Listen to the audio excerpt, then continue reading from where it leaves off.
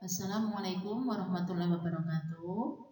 Anak-anakku kelas 5 yang saya sayangi, puji syukur kehadirat Allah Subhanahu wa taala yang telah memberi kesehatan kepada kita semua sehingga pada pagi hari ini kita dapat melaksanakan kegiatan pembelajaran melalui media interaktif. Mudah-mudahan pembelajaran kita dari awal hingga akhir selalu mendapat lindungan dari Allah Subhanahu wa taala dan mendapatkan ilmu yang bermanfaat. Amin ya rabbal alamin. Baik, anak-anakku sekalian yang saya sayangi, pada pertemuan kali ini kita lanjutkan materi yang telah kita pelajari kemarin tentang sejarah kurban, apa itu pengertian kurban, dan dalil tentang ibadah kurban. Selanjutnya, pada pertemuan kali ini kita akan mempelajari tentang ketentuan kurban.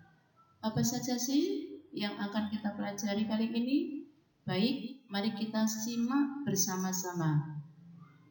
Anak-anak, sebelum Ibu Guru menyampaikan materi, perlu saya sampaikan dulu apa sih kompetensi dasar pada kali ini. Anak-anak diharapkan memahami ketentuan kurban. Kemudian yang kedua, mengkomunikasikan tata cara kurban.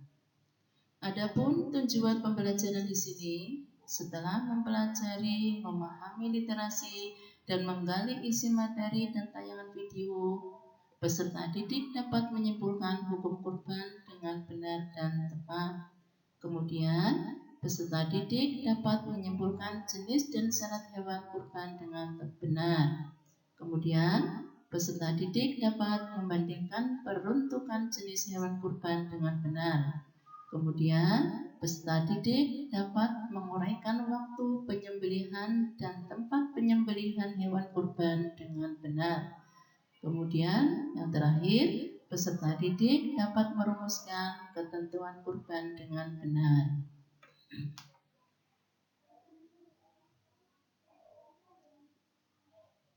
Nah, itu kompetensi dasar dan tujuan pembelajaran pada pertemuan kali ini.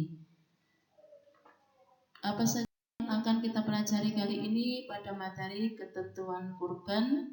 Yang pertama yakni hukum kurban, kemudian jenis dan syarat hewan kurban, kemudian kapan waktu penyembelihan hewan kurban itu, kemudian yang keempat tempat penyembelihan hewan kurban. Nah, supaya anak-anak bisa mengamalkan ilmu dengan baik dan supaya bisa kalian amalkan untuk kehidupan sehari-hari, mari kita simak apa yang akan dijelaskan oleh Bu Guru kali ini. Nah, anak-anakku yang akan kita pelajari pertama adalah yang terkait dengan hukum kurban. Apa hukumnya kurban itu? Di dalam syariat Islam, hukumnya kurban ada dua. Yang pertama, sunnah muakkad. Berdasarkan jumhur ulama atas dasar Imam Tirmidzi, yakni Bismillahirrahmanirrahim, umirtu binahri wa huwa sunnatul lakum, rawahu Tirmidzi. Bahwasannya Rasulullah SAW bersabda, diperintahkan Allah untuk berkurban dan kita sebagai umatnya disunahkan untuk melakukan kurban. Jadi hukum kurban adalah sunnah muakkad. Apa sih hukum sunnah muakkad itu? Sunnah muakkad adalah sunnah yang sangat dianjurkan oleh Rasulullah SAW. Kemudian yang kedua, hukum kurban dapat menjadi wajib karena ada asbab.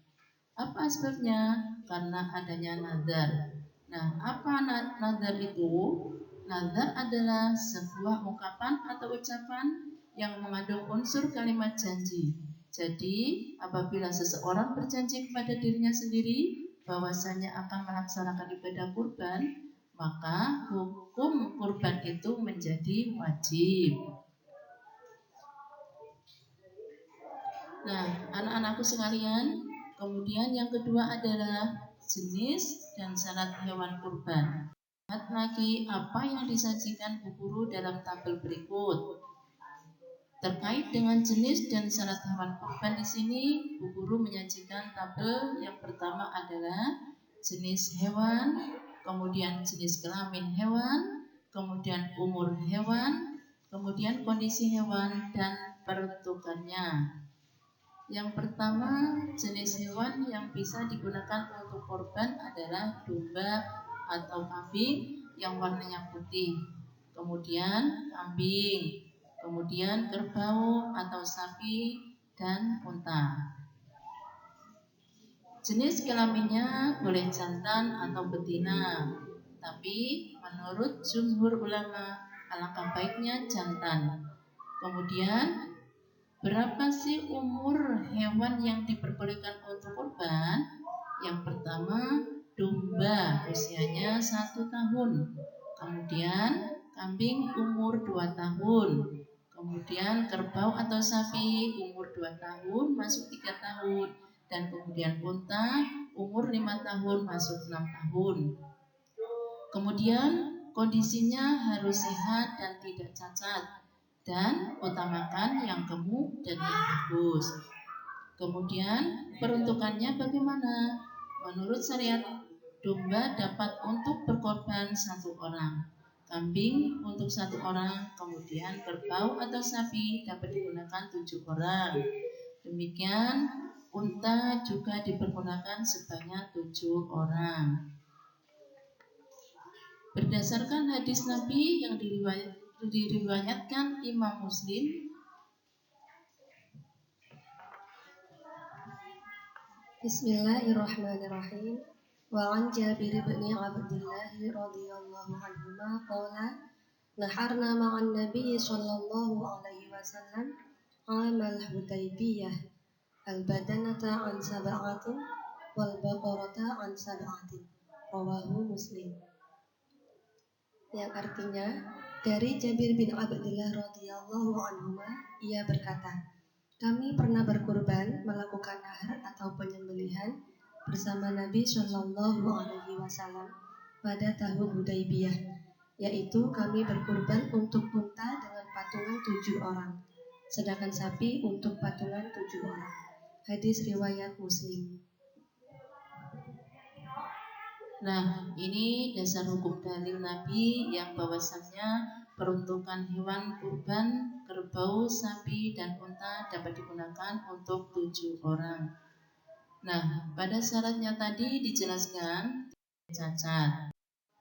Cacat yang dimaksud tidak diperkenankan atau tidak sah untuk dipergunakan sebagai hewan kurban, sebagaimana sabda Rasulullah SAW yang diriwayatkan dari Al-Tirmidzi dan Abu Dawud. Ada 4 macam hewan yang tidak sah dijadikan kurban. Yang pertama, yang matanya jelas-jelas buta. Kemudian yang kedua, yang jelas dalam keadaan sakit. Kemudian hewan yang kakinya jelas-jelas pincang. Kemudian yang keempat, hewan yang badannya kurus lagi tak berlemah. Kemudian ada pengecualian anak-anak. Ada beberapa hewan yang tidak menghalangi sahnya ibadah kurban. Yang pertama, hewan yang dikebiri, dan yang kedua, hewan yang pecah tanduknya. Nah, 2 kriteria ini masih diperkenankan untuk digunakan untuk ibadah kurban. Kemudian, waktu pelaksanaan kurban yakni pada tanggal 10 Dzulhijjah setelah sholat Idul Adha, dan pada hari tasyrik yakni tanggal 11, 12, dan 13 Dzulhijjah. Kemudian yang awal waktu yaitu tanggal 10 Dzulhijjah setelah sholat Idul Adha. Artinya apabila kurban itu dilaksanakan sebelum sholat Idul Adha, maka kurbannya tidak sah. Baik, berulangi lagi.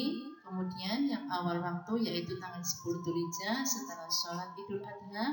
Artinya apabila kurban itu dilaksanakan sebelum sholat Idul Adha, maka kurbannya tidak sah. Hal ini disandarkan pada hadis Nabi yang berbunyi, Bismillahirrahmanirrahim. Man Jundaba bin Sufyana qala Nabi sallallahu alaihi wasallam yauman nahri faqala lamang dabaha qabla ayyusalliya falyu'id ukhra wa man lam yadbah fal yadbah, rawahu Bukhari. Yang artinya, dari Jundab bin Sufyan berkata, Nabi Shallallahu Alaihi Wasallam pada hari nahar bersabda, barang siapa menyembelih hewan kurban sebelum ia bersolat, maka hendaklah ia mengulanginya di tempat lain. Dan barang siapa belum menyembelih, hendaklah ia menyembelihnya. Hadis riwayat Al-Bukhari. Hal ini menunjukkan bahwasannya kurban yang paling bagus dilaksanakannya setelah sholat Idul Adha. Kemudian, yakni akhir waktu pada hari tasyrik tanggal 11, 12, dan 13 Dzulhijjah. Hal ini disandarkan pada hadis yang berbunyi, Bismillahirrahmanirrahim. An Jubair bin Mut'im qala kullu ayyamit tasyriqi dabahun, rawahu Ahmad. Yang artinya, dari Jubair bin Mut'im berkata, seluruh hari-hari tasyrik adalah waktu penyembelihan. Hadis riwayat Ahmad. nah, itulah yang terkait dengan waktu pelaksanaan kurban. Berikutnya, pelaksanaan kurban. Adapun tempat untuk dilaksanakannya penyembelihan kurban, yakni dekat tempat sholat Idul Adha, kemudian di dekat mushola, lingkungan rumah, kemudian manhar. Manhar adalah rumah pemotongan hewan. Adapun tempat yang paling utama, yakni dekat dengan tempat sholat Idul Adha.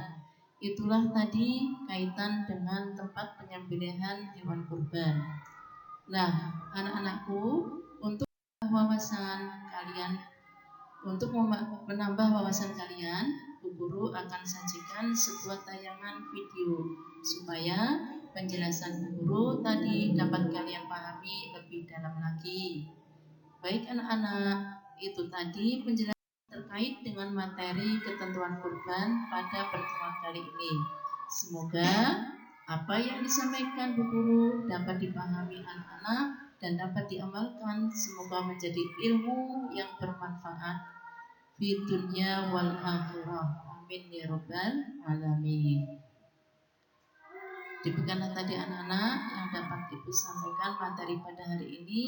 Tentunya dari awal hingga akhir ada kesalahan, Ibu mohon maaf yang sebesar-besarnya. Jazakallahu khairan. Wassalamualaikum warahmatullahi wabarakatuh.